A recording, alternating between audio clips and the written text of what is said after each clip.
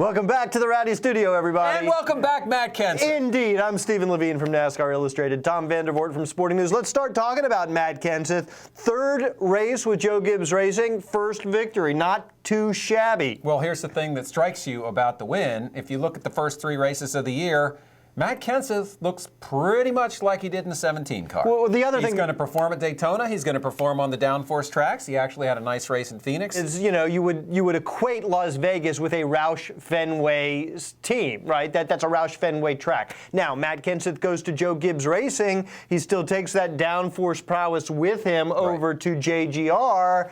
And all the JGR cars were fast. That's a very good sign for them. We know how important the downforce tracks are. They were all fast yesterday, and they didn't have any engine problems. So that's all good. It's also interesting in terms of the team dynamic. You know, Denny Hamlin, when Tony Stewart left, Denny Hamlin said, I'm going to take charge. I'm going to become the team leader. Kyle Busch might have had a little something to say about that, but I think when you get a Matt Kenseth coming over to Joe Gibbs Racing, a champion, an even-keeled guy like Matt Kenseth, perhaps he becomes the de facto team leader, even though he's the new guy. And he's 1 year older. It was his birthday yesterday, too. Yeah, happy birthday, man. Happy birthday. Let's move on to issue number 2. Brad Keselowski obviously finished last season pretty strong, winning a championship. He's the only driver so far this season to record a top 5 in each of the first 3 races. Just, I think, 5 points behind Jimmy Johnson in the standings. That's what you got to do. You have to be consistent. Well, when he first started with Penske, it was a long time before he even recorded a top 10. Yeah. Now he just records them every week.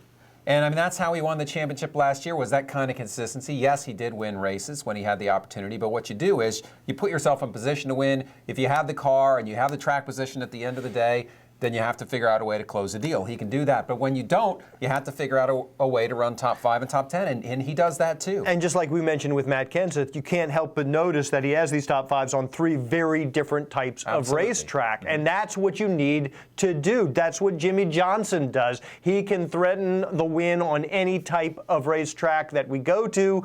You know, maybe with the exception of a road course, but even there, he's gotten a lot better. If Brad Keselowski is also in that same category where regardless of track type, he can threaten to win that race, I mean, lights out for Brad Keselowski. I also feel like we should mention Dale Earnhardt Jr. Yes. He's the only other guy besides Keselowski and Johnson who has a top 10 in each of the first 3 races. Well, I think we talk about this Gen 6 car. I think it's less right now about the changing the quality of the racing, because it looks and feels pretty much the same as where we left off from last year.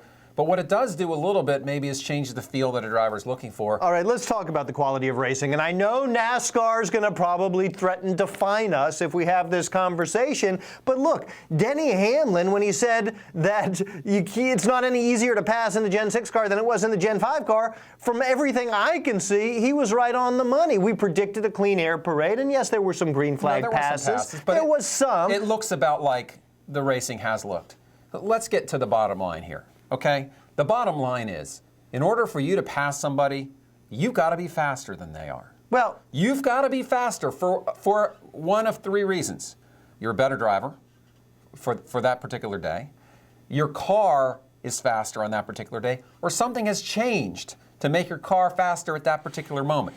Could be the tires wearing. Could be an adjustment that your crew has made. If one of those 3 things doesn't happen, and your cars are the same speed, the guy out front has the advantage. But if they all run pretty much the same speed, it's going to be hard to pass. But look at the end of that race. Matt Kenseth takes no tires. Casey Kane, who has the dominant car all day, took fresh rubber. And Casey Kane still couldn't pass Matt Kenseth. So that's a problem. When fresh tires and a dominant car can't get around old tires and a weaker car. Because the advantage that those 2 tires provided was not nearly enough. Right. The cars are running the same speed with a very small variance, a very small differential. It has to change throughout the race. So NASCAR... Okay? It's no better if they all line up by fastest to slowest and there is no change. You still have a parade. It's just the gaps get bigger. Right.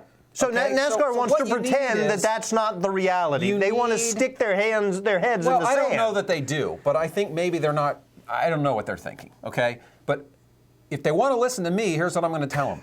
The cars have to change speed. Tire wear is a great way to get there because when the tire wears, the handling on these But cars not changes. enough, clearly. The handling on the cars changes, so some cars run faster relative to the other cars. When the tires wear, some are slower. So you have comers and goers throughout the day. A bigger box to make adjustments. That helps. You know, tracks that are different at different ends and have bumps and all that kind of stuff, which Las Vegas does have a lot of bumps. That helps because it changes things. You have to have changes in speed throughout the race or you will not see a lot of passing. I don't care, you can go to Gen 20. If they're all running the same speed, it's going to be tough to pass. All right. That's Tom Vandervoort. I'm Stephen Levine. Thanks for watching.